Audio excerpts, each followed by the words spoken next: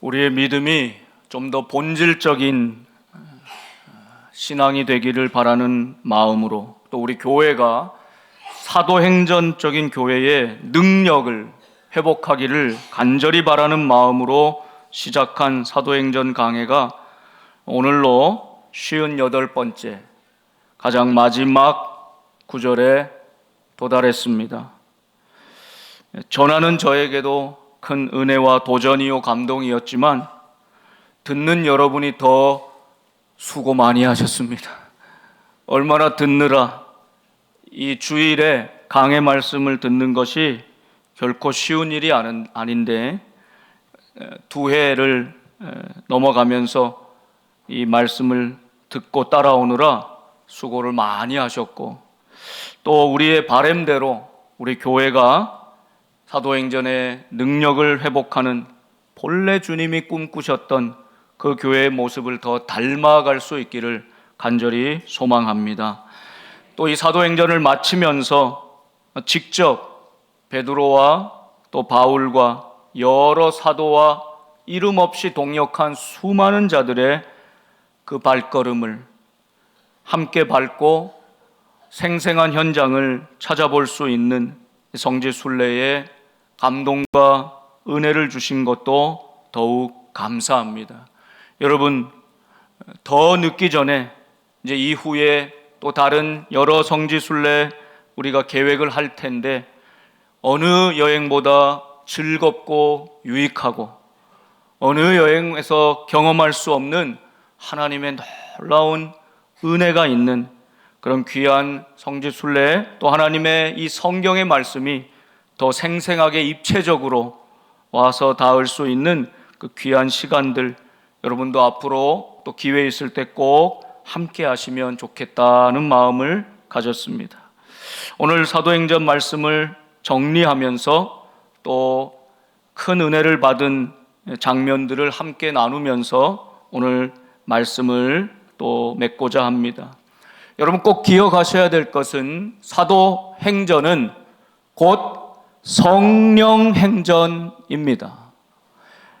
성령께서 우리의 삶에 역사하시고 교회를 이끌어 가신 이야기, 사도의 삶의 발걸음이지만 성령께서 이 걸음을 인도하셨다. 사도행전 1장 8절 말씀입니다. 꼭 기억하시고 또 마음에 품으실 수 있기 바랍니다. 오직 성령이 너희에게 임하시면, 함께 읽습니다. 너희가 권능을 받고 예루살렘과 온 유대와 사마리아와 땅 끝까지 이르러 내 증인이 되리라 하시니라. 아멘. 우리 복된 성도라면 이 말씀을 다 마음에 새기고 있어야 하는 말씀입니다. 매일매일 붙들어야 할 말씀이죠. 성령이 너희에게 임하시면 이것이 우리의 인생을 바꾸는 변화의 출발입니다. 성령이 임하실 때 교회가 탄생합니다. 성령이 없는 교회는 존재할 수 없는 것입니다. 성령께서 임할 때 놀라운 변화가 일어나는데, 그 놀라운 역사가 지리적으로 온 예루살렘과 온 유대와 사마리아와 땅 끝까지 이른다고 말씀하죠. 사도행전의 역사는 그래서 이 모든 지역을, 이 모든 문화를, 이 모든 사람들과 언어를 넘어가면서 땅 끝까지 이르는 성령의 역사를 보여주는 것입니다. 우리에게 무엇이 되라고 말씀하십니까? 내 증인이 되라 말씀하시죠. 우리 모두는 예수 그리스도의 증인으로 부름받았다는 사실을 우리 마음속에 깊이 새기게 되는 것이죠. 자, 성령께서 역사하시고 주관하시는 이야기가 사도행전인데, 그러나 하나님은 그 시대와 그 상황에 맞추어 하나님의 사람들을 통해서 역사하십니다. 하나님이 붙드시고 하나님이 사용하시는 사람들이 있었다는 것이죠. 그 중에 대표적인 인물이 사도행전 전반에는 베드로가 가장 전면에서 부각되는 인물입니다. 또 후반에는 사도 바울을 통하여 이 성령의 역사가 행해지고 있음을 보게 됩니다.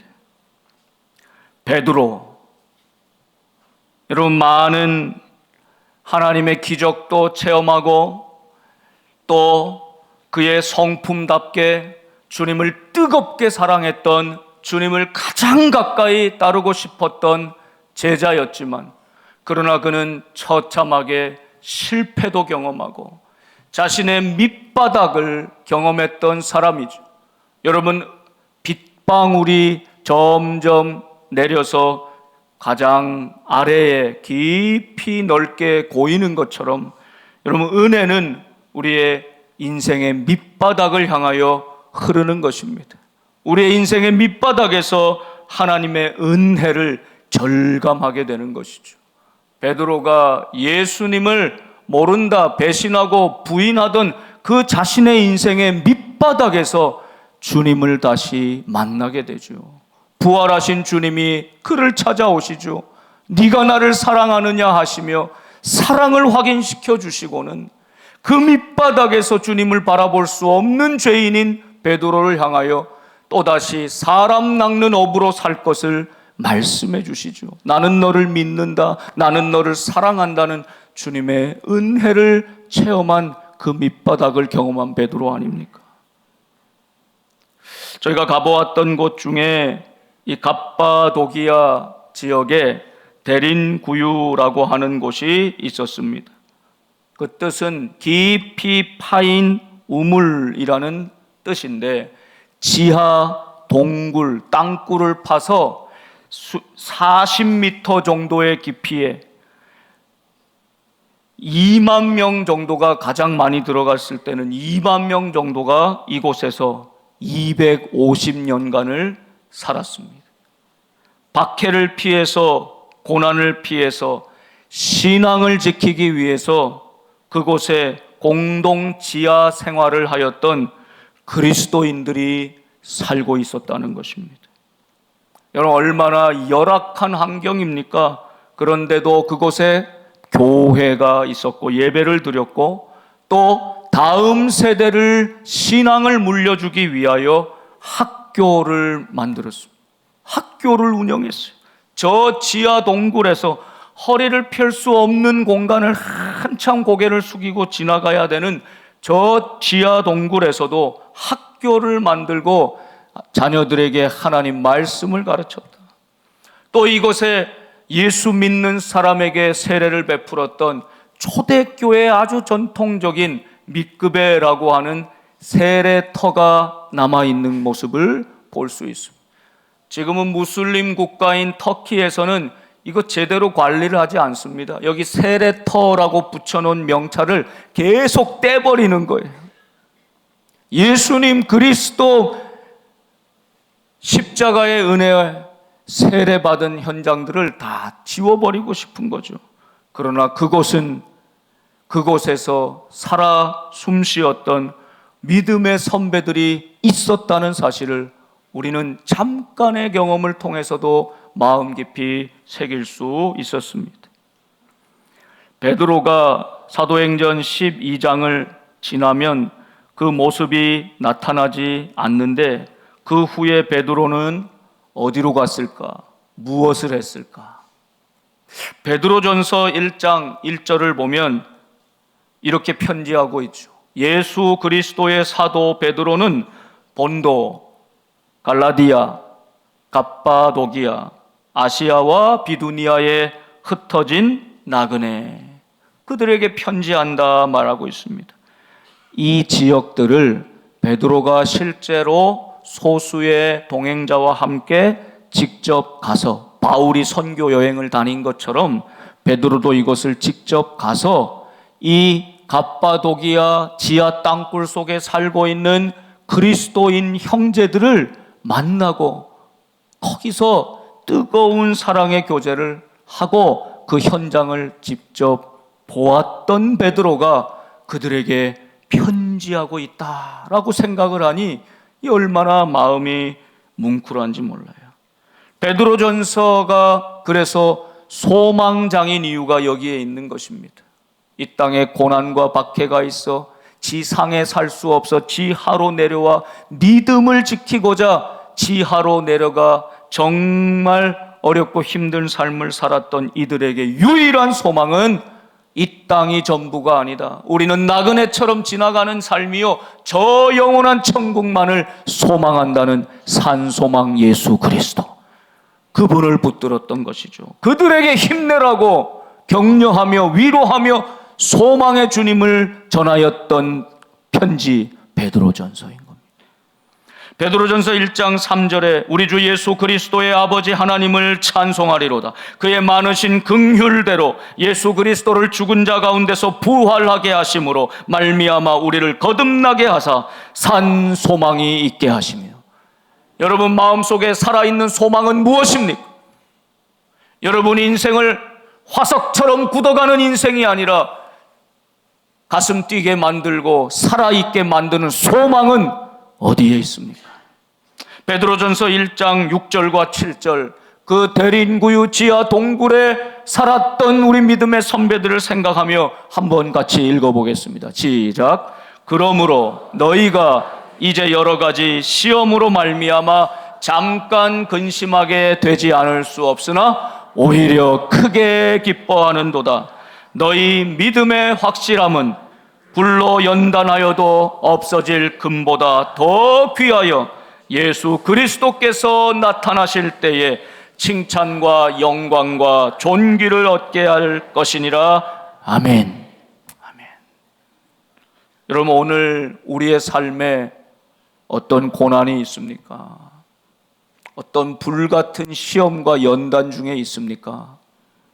여러분 베드로가 인생의 밑바닥에서 만났던 주님의 은혜, 정말 지하로 내려가 밑바닥에서 살고 있었던 그 지하 동굴의 믿음의 형제들을 생각하면서 우리의 소망은 오직 예수 그리스도, 그분뿐이라고 증거하였던 이 말씀이 얼마나 큰 위로와 힘이 되었겠습니까? 오늘 이 말씀을 받는 저와 여러분에게도 어떤 고난 중에도 이 시험과 연단을 통하여 오직 예수 그리스도, 우리의 산 소망이 되시는 그분을 바라보는 저와 여러분 될 수 있기를 바랍니다.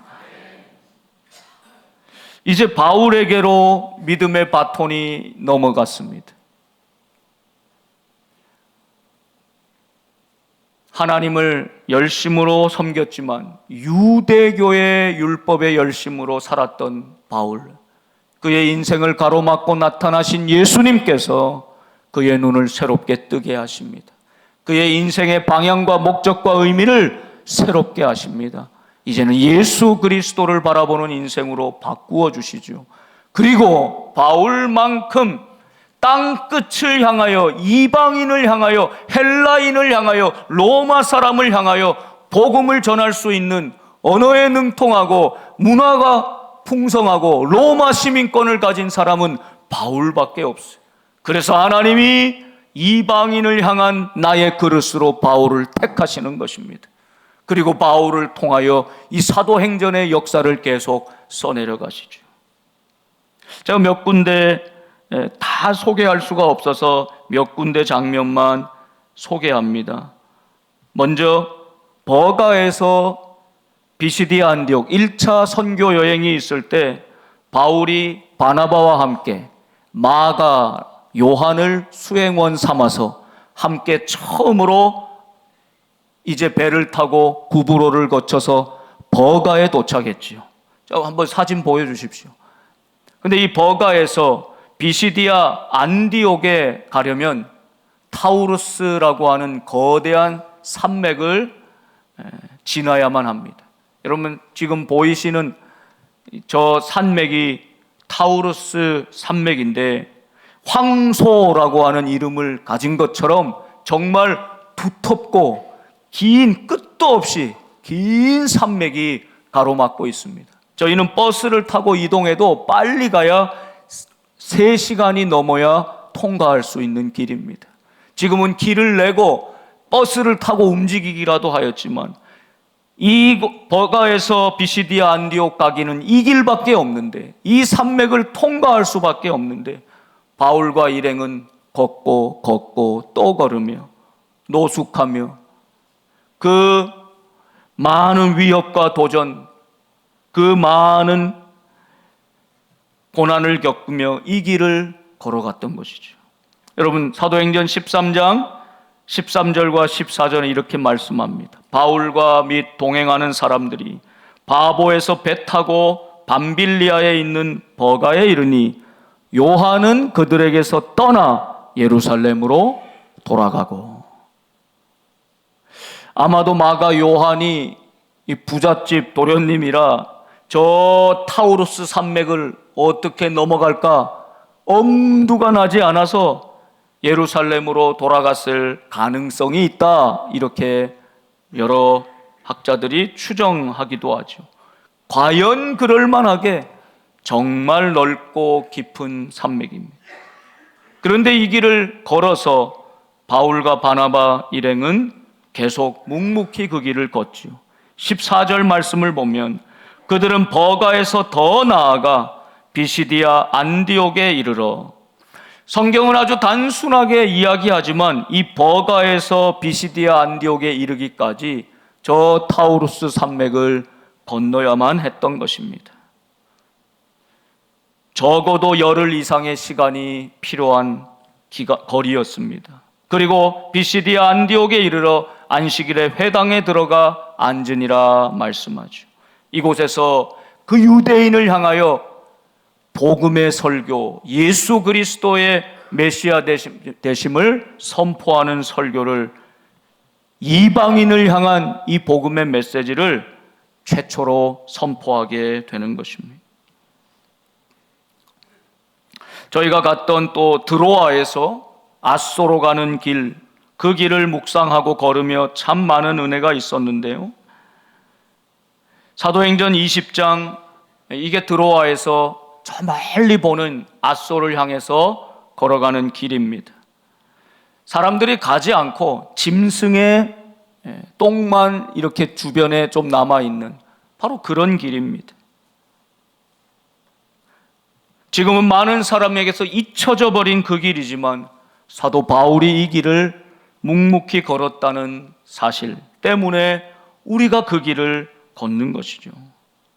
여기에 우리가 그냥 놓치기 쉬운 말씀이 있습니다. 사도행전 20장 13절에 우리는 이 사도행전을 기록한 누가를 포함한 사도 바울의 선교팀, 이 우리인데, 우리는 앞서 배를 타고 아소에서 바울을 태우려고 그리로 가니, 그러니까 바울의 다른 일행들은 지금 아소에 먼저 가 있었다는 것이죠.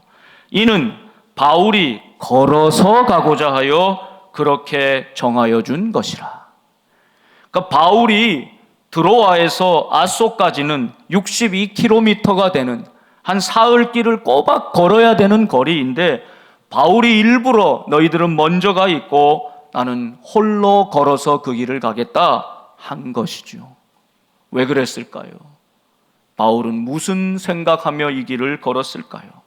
이 길의 끝에서, 아소에서 이제 밀레도로 가서 에베소 교회 지도자들과 만나고 눈물을 흘리며 작별을 하고 바울은 죽음을 각오하고 예루살렘으로 가죠. 이 예루살렘으로 간 길이 로마로 가는 길이 되는 것이죠. 이제 일생일대의 결단을 앞두고 바울은 많은 사람들을 다 물리치고 홀로 주님과 동행하면서 하나님 앞에서 홀로 걷는 이 시간을 가졌다는 것입니다. 그리고 나서 그는 결단하고 고백합니다. 이게 사도행전 20장 24절의 고백입니다. 우리 같이 한번 해보겠습니다. 내가 달려갈 길과 주 예수께 받은 사명, 곧 하나님의 은혜의 복음을 증언하는 일을 마치려 하면은 나의 생명조차 조금도 귀한 것으로 여기지 아니하노라. 아멘.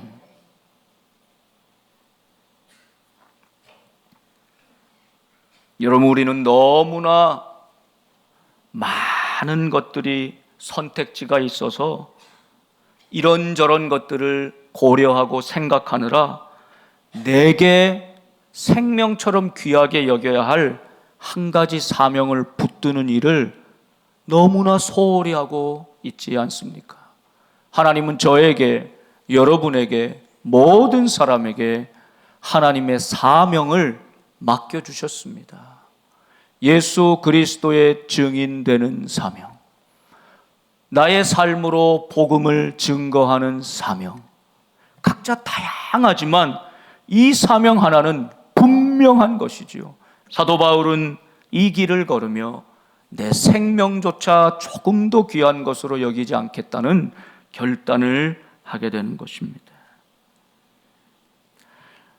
뿐만 아니라 사도 바울과 또 동역자들이 길리기아에서 갈라디아 지역, 이고니온, 더베, 루스드라, 그가 뿌려놓았던 씨앗이 생명을 낳고 자라나는 교회, 그 교우들을 꼭 다시 사도 바울은 다시 방문하여 돌보고 또 돌보는 시간을 가졌죠.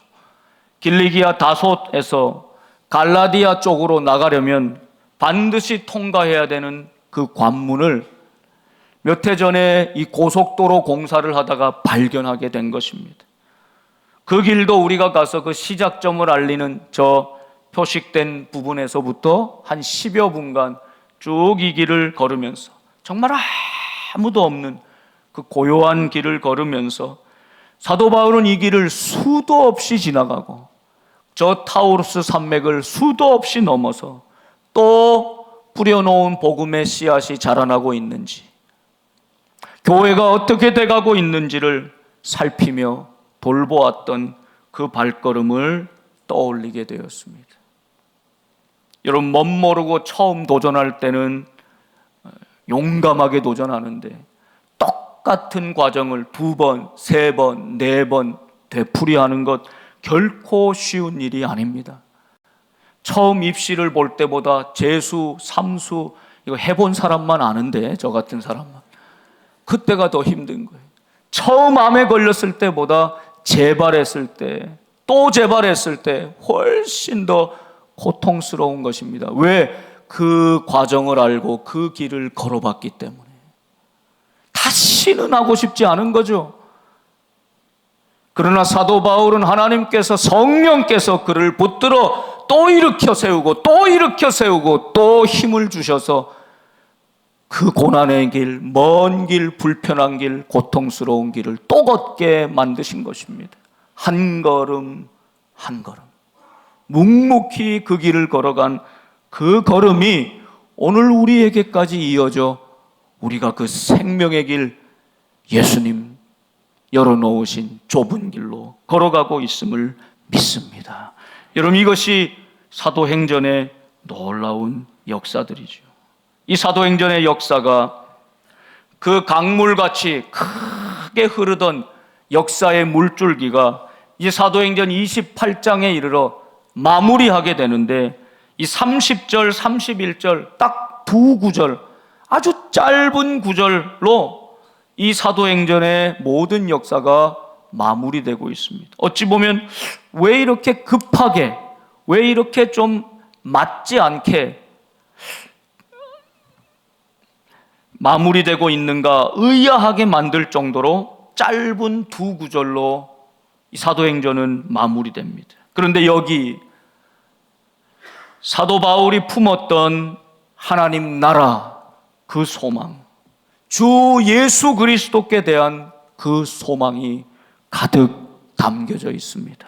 이 짧은 두 구절을 통하여 오늘 하나님께서는 우리에게도 너도 나의 증인이 되라 말씀하시고, 오늘 이 짧은 두 구절을 통해서 사도행전 전체를 마무리하면서 끝맺으면서 이게 마침표가 아니라 다시 새로운 시작이 되게 하시는 것입니다.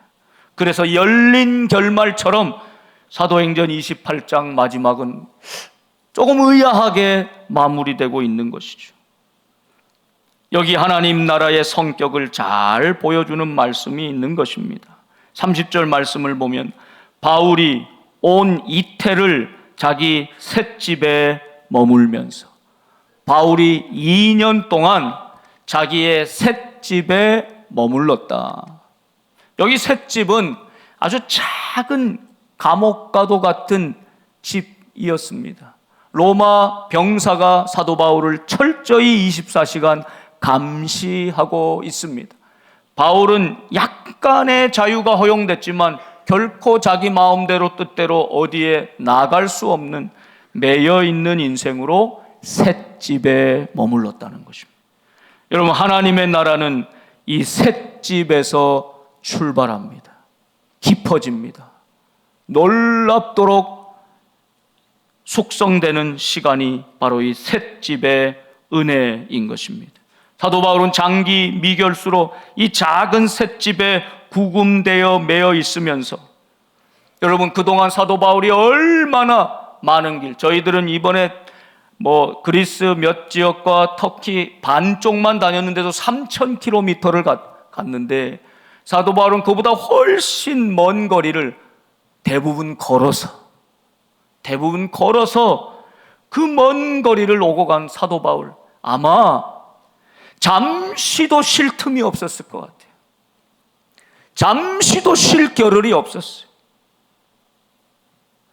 늘 피곤하게, 늘 바쁘게 온 세계와 열방을 누비던 바울에게 어찌 보면 이 셋집에 머무는 시간은 하나님이 잠깐 숨을 쉬라고 그에게 평안을 주시고 그에게 은혜를 주시는 시간이었을 것입니다. 그는 그가 외쳤던 복음, 그가 만났던 수많은 사람들, 믿고 따라왔던 사람들, 반대하며 떠나갔던 사람들, 그를 죽이려고 달려들었던 동족들, 수많은 사람들, 성령께서 역사하셨던 수많은 증거들, 수많은 성령의 열매들, 그 모든 것들을 차곡차곡 정리하면서 깊이 그의 삶에 내면화시키고 체화시키는 이 시간이 사도 바울에게 2년 동안 로마의 셋집에 구금되어 있는 시간이었다. 하나님의 나라는 셋집에서 싹트고 자라난다는 것을 기억하십시오. 2년 동안 바울은 비록 육체적으로 매여 있었지만, 로마 군사의 감시 아래에 있었지만, 실상은 성령에게 강력하게 매여 있던 시간인 것입니다.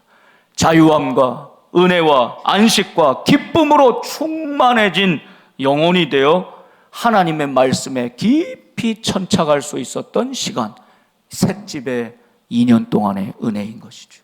사랑하는 여러분, 여러분 마음속에, 여러분의 심령 속에 하나님의 나라는 얼마나 자리 잡고 있습니까? 씨를 뿌렸습니까? 여러분의 심령 속에 하나님의 나라에 대한 꿈과 소망이 자라나고 있습니까? 얼마만큼 자라났습니까? 30년, 50년, 60년 평생을 믿어서 이 하나님의 나라라는 나무가 얼마나 크게 웅장하게 아름들이 자라나고 있습니까? 열매를 맺고 있습니까? 하나님의 나라는 이 셋집에서 싹트고 자라나 바울의 심령 속에 있는 이 하나님 나라가 많은 이들에게 퍼져나가는 놀라운 역사, 놀라운 운동의 힘을 보여주는 것입니다. 여러분, 억울하고 답답한 시간이 계속될지라도, 셋집에 매여 있는 인생 같더라도 이 시간이 나를 살리고 나를 더 성숙하게 만드는 은혜의 시간임을 기억하시고, 여러분 인생 전체에도 여러분 언제 하나님 말씀에 가장 깊은 은혜를 누렸습니까? 하나님 앞에 언제 가장 간절한 기도를 드렸습니까? 셋집에 매여 있을 때, 가난하고 힘들고 고난이 있을 때 더 하나님의 나라에 대한 소망이 커졌던 것처럼 이 은혜가 여러분에게 함께 하시길 간절히 바랍니다. 하나님의 나라의 두 번째 특징은 자기에게 오는 사람을 다 영접했다는 것이죠. 차별이 없었다는 뜻입니다. 남자도 여자도 어르신들도 어린아이들도 로마 시민도 병사도 상인들도, 수많은 사람들이 사도 바울의 소문을 듣고 유라굴로 광풍을 지나 알렉산드리아 배를 같이 탔던 사람들, 그들의 입을 통해서 증거된 수많은 사도 바울을 둘러싼 기적의 이야기들을 듣고 사도 바울에게 찾아오는 것이죠. 사도 바울은 그들을 다 영접하고 차별 없이 다 맞아들였다고 이야기하는 것입니다. 여러분, 여기 신비가 있습니다. 매여 있고 셋집에 살고 있는 인생, 이 장기 미결수가 어찌 보면 가장 소극적이고 가장 수동적일 수밖에 없는 환경 아닙니까? 자기가 능동적으로 찾아갈 수가 없어요.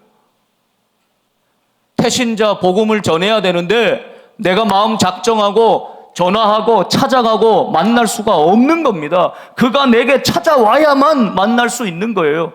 그러니까 물리적으로는 얼마나 소극적이고 수동적일 수밖에 없는 상황입니까?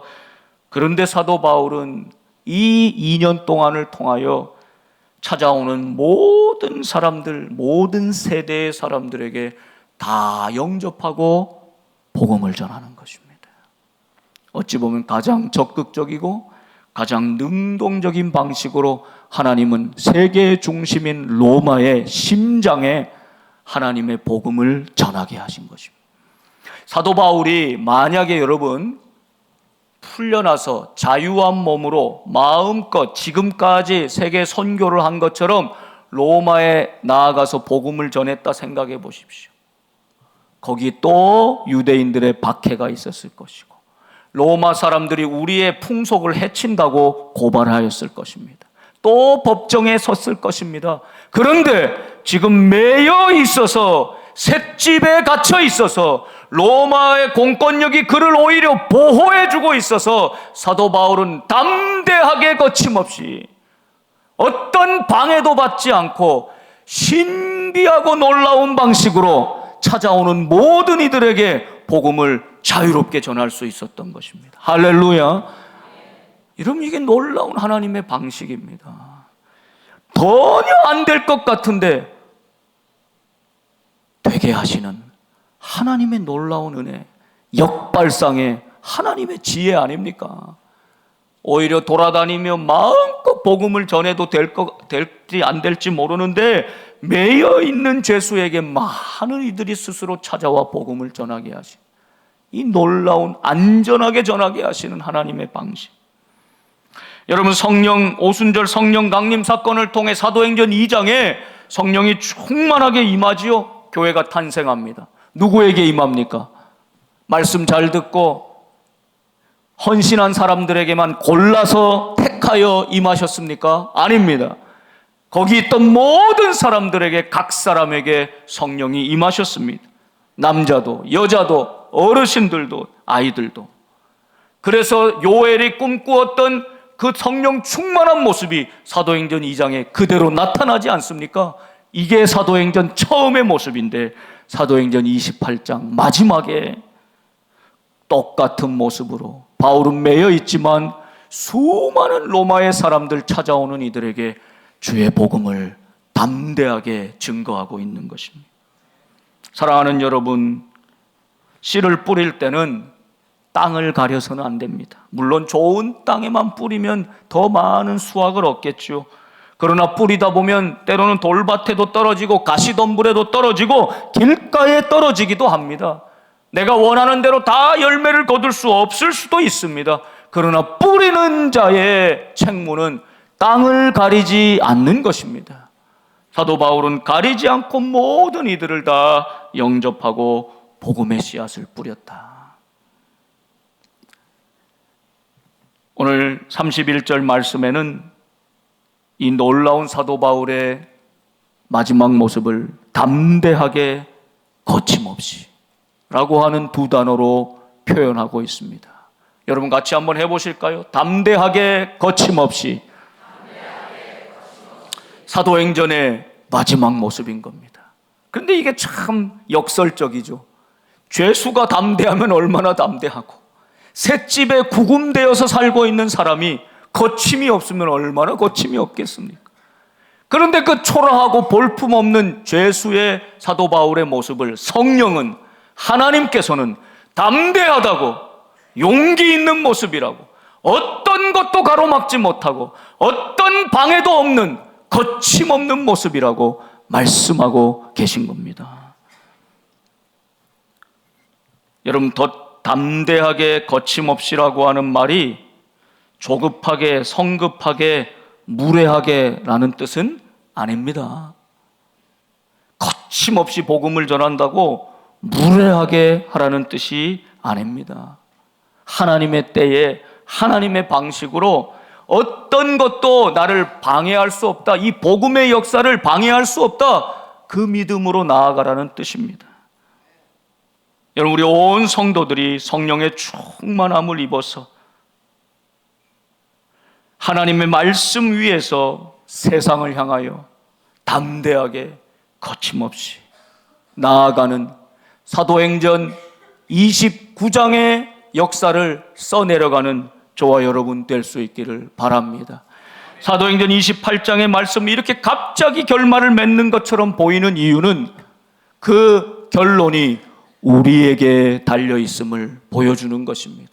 이제 이 말씀을 받은 복된 성도들이요, 복된 교회요, 너희도 예수님이 품었던 그 하나님 나라의 꿈을 꾸며 사도 바울이 품었던 그 소망을 품으며 그 지하 동굴에서 살았던 초대교회 성도들의 꿈을 꾸며 그 소망을 가지고 너희도 땅끝까지 복음 전하는 내 증인이 되라고. 이 사도행전은 지금 끝난 것이 아니라 계속 써내려가고 있는 중이라는 사실을 우리에게 말씀해 주시는 것입니다. 이제 주님의 그 꿈이 우리의 비전이 되어 베드로가 걷고 바울이 걸었던 그 길을 걸어 어거스틴과 칼빈과 루터가 보았던 그 소망을 보고 언더우드 선교사님이 그 꿈에 붙들려 140년 전 이 땅에 첫 발을 내딛고, 그래서 우리 선조들이 길선주 목사님이, 주기철 목사님이 일제의 고문에도 신사참배 거절하고 내 생명을 조금도 귀한 것으로 여기지 아니하고 바울의 뒤를 따라 목숨을 바쳐 이 교회를 피로 세우신 것처럼, 그래서 이 오늘의 갈릴리 같은 이 원미동 땅에 복된 교회를 세우시고 박창하 목사님, 남기타 원로 목사님, 오늘 여기에 이르기까지 50년의 역사를 이루어가고 계신 이 놀라운 성령의 행전이 오늘 여기서 그치는 것이 아니라 계속 우리를 통해 우리 가정에서 이 나라 가운데 이루어지기를 원하시는 것입니다. 담대하게 거침없이 앞으로 나아가는 저와 여러분 될 수 있기를 주님의 이름으로 축원합니다. 기도하겠습니다.